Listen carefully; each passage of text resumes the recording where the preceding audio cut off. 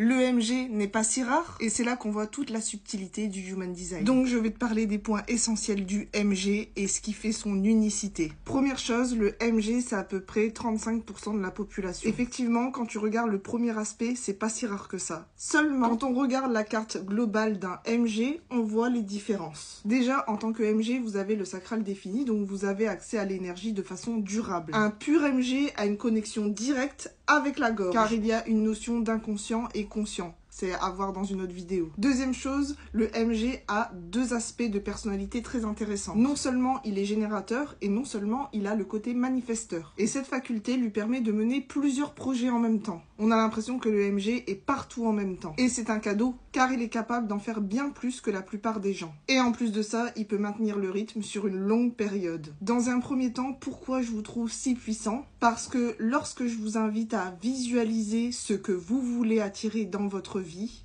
eh bien, voyez comment les synchronicités apparaissent. Oui, il y a un lien léger avec la loi de l'attraction, mais en fait, c'est la manière dont vous avez été conçu. Dans un premier abord, on peut croire que vous êtes manifesteur parce que vous avez cette capacité d'initiation, mais avant tout, vous êtes générateur. Vous devez attendre pour répondre. Sinon, vous allez travailler trop dur et en plus de ça, vous allez vous épuiser. Donc, le MG a cette capacité de répondre, mais il a la capacité aussi d'initier, donc d'informer comme le manifesteur. Et comme un manifesteur, vous pouvez aller très vite. Ça peut d'ailleurs déstabiliser les autres, car vous avez cette manière de sauter les étapes. Et vous avez donc des facilités pour apprendre très vite les ficelles d'un métier. En fait, en tant que MG, vous avez besoin d'exprimer vos multipassions.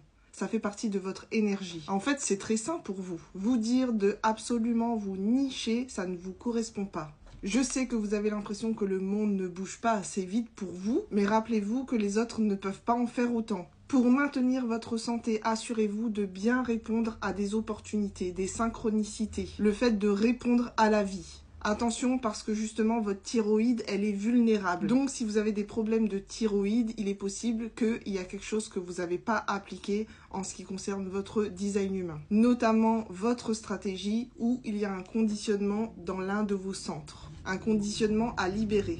N'oubliez pas aussi d'utiliser votre énergie tout au long de votre journée, comme les générateurs, et idéalement, je vous invite à dormir seul, au moins de temps en temps. Si vous avez un enfant qui est MG, sachez qu'ils ont besoin de beaucoup d'activités. Laissez-leur une certaine liberté d'expérimenter et laissez-les aussi abandonner ce qui ne leur convient plus. N'oubliez pas qu'on est là pour expérimenter, donc laissez vos enfants MG tester.